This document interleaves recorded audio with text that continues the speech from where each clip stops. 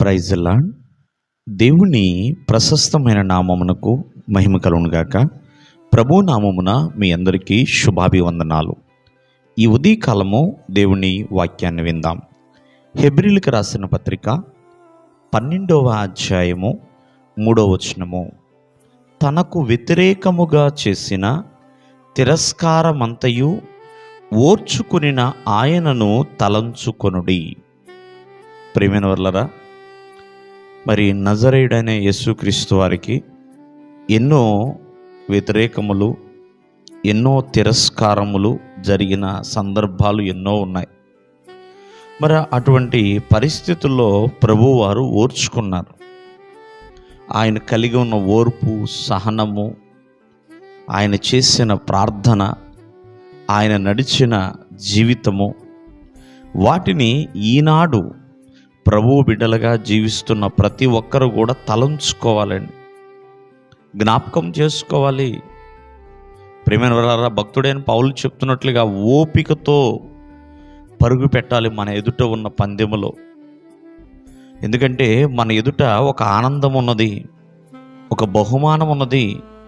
కాబట్టి అవమానాన్ని నిర్లక్ష్యపెట్టు, మరి శ్రమను సహించు. ప్రాణములు ఎక్కడా అలసిపోకుండా, ఎక్కడా విసుక్కోకుండా ఉండునట్లుగా ప్రియమైన వాళ్ళరా ఆ ప్రభువుని తలచుకుంటూ ముందున్న ఆనందము కొరకు మనం ఓపికతో ముందుకు వెళ్ళాలి. ప్రియమైన వాళ్ళరా, బలహీనమైపోకూడదు. మనం బలముగా ఉండాలి, ఇతరులను బలపరిచే విధముగా ఉండాలి.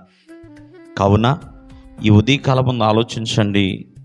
ఎన్నో తిరస్కారములు మీ జీవితంలో ఉండొచ్చు, కానీ ఎన్నో వ్యతిరేకతలు వచ్చినా వాటన్నిటిని కూడా మరి విశ్వాసానికి కర్త అయిన ఆ ప్రభువు వైపు చూస్తూ ఓపికతో ముందుకు కొనసాగినప్పుడు నీ జీవితంలో ఎన్నో తుఫానులు రావచ్చు, ఎన్నో ప్రతికూలమైన పరిస్థితులను రావచ్చు.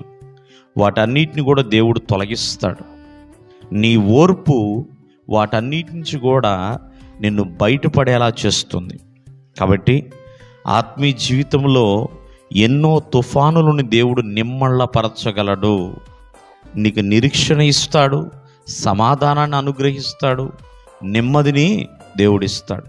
కావున మరి యేసుక్రీస్తు వారు ఎంత వ్యతిరేకతలో కూడా ఓపికగా ఉన్నాడో ఆ ప్రభువుని మనం జ్ఞాపకం చేసుకుంటూ, ప్రభువా నీ శ్రమ అయ్యా మేము తలంచుకుంటున్నాం, మీరు ఎంతగానో ఓపికగా ఉన్నారు, అటువంటి ఓపికని, నిరీక్షణని, అటువంటి సహనాన్ని, తగ్గింపుని, విధేయతని ప్రభువా మాకు దయచేయండి అని ప్రార్థన చేసి మొర్రపెట్టి ముందుకు కొనసాగాలి. దేవుడు మిమ్మల్ని ఆశీర్వదించునుగాక. ఆమేన్.